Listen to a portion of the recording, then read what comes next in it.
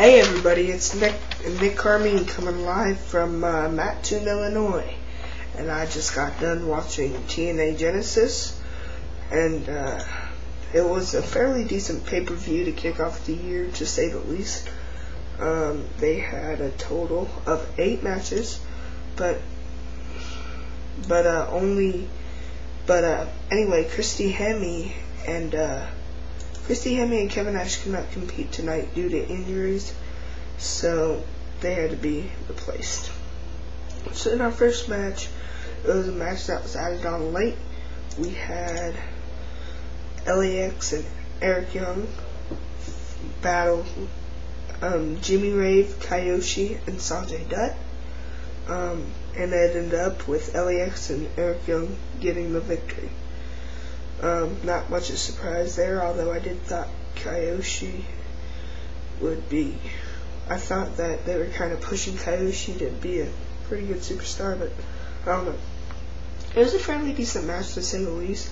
It was good for an opener, so I give it a 4-star rating, 4 out of 10.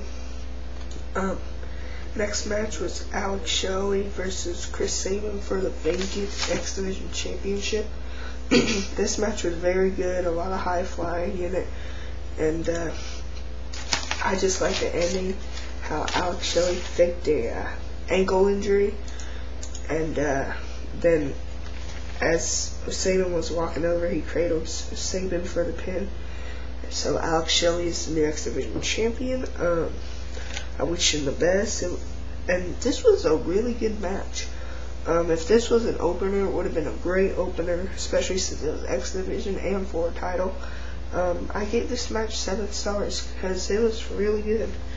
Then we had Shane Sewell, the referee, versus Sheik Abdul-Bashir, and Shane Sewell won by the help of outside interference from referee Earl Hebner. This was an okay match. It was the second best out of 3 that has happened so far. I knew Shane Sewell was having a referee wrestler turn. I knew that from like a long time ago, but I didn't expect him to beat Sheik Abdul-Bashir in his debut match. So there is that. Oh, by the way, it was a 5-star match, which is halfway. So there you go. Beer Money versus Abyss and Matt Morgan versus Lethal and Creed. You had Beer Money regain the TNA Tag Team Championships because of miscommunications from Abyss and Matt Morgan. It was kind of sad to see Beer Money regain it so fast. I thought they had it too long in the first place, but it was an okay match, and with that it gets a 5-star rating.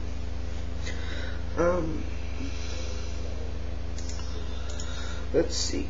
Next match was Raka Khan, Raishi Saeed, and that new Bolt Lady versus ODB, Roxy, and Taylor Wilde.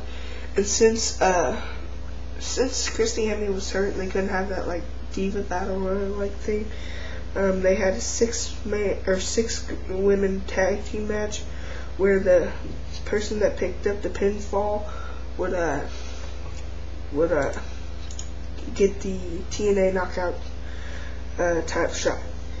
And we had ODB picking up the wins, earning the TNA title shot.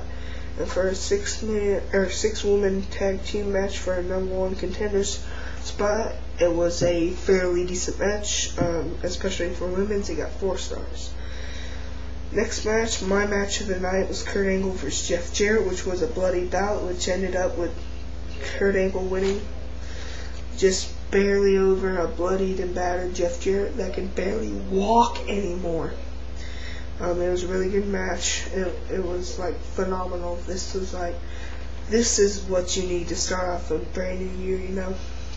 And So Kurt Angle ended up winning against Jeff Jarrett. Got a 9-star rating. 9-star. Great match. Great match. Then you had Sting versus Rhino for the TNA World Heavyweight Championship. And earlier in the day, the Main Event Mafia took out Rhino, and he came and was battered and bruised and bloodied and everything, and Sting just picked the bones and then ended up winning by a scorpion death drop. It was a kind of sloppy match, and one more tip. So shut up. You shut up. Boo. And so I gave it a. Shut up, Travis. No. So I gave it a 5-star rating.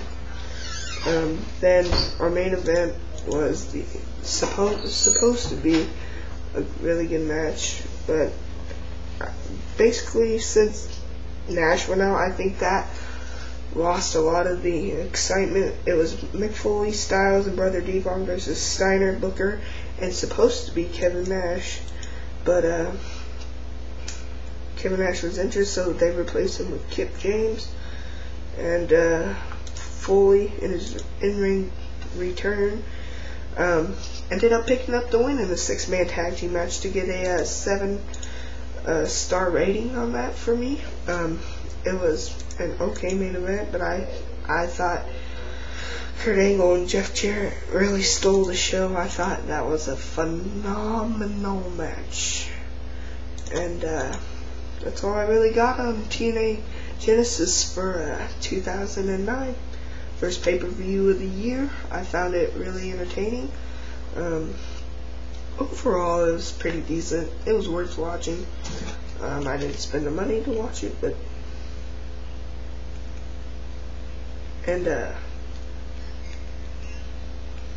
yeah, so that was the pay-per-view. Hope you can subscribe to me next Hardy 18, and I will just talk to you guys later. My next video will be my 100th video. So I'm next Hardy 18, and I'm out.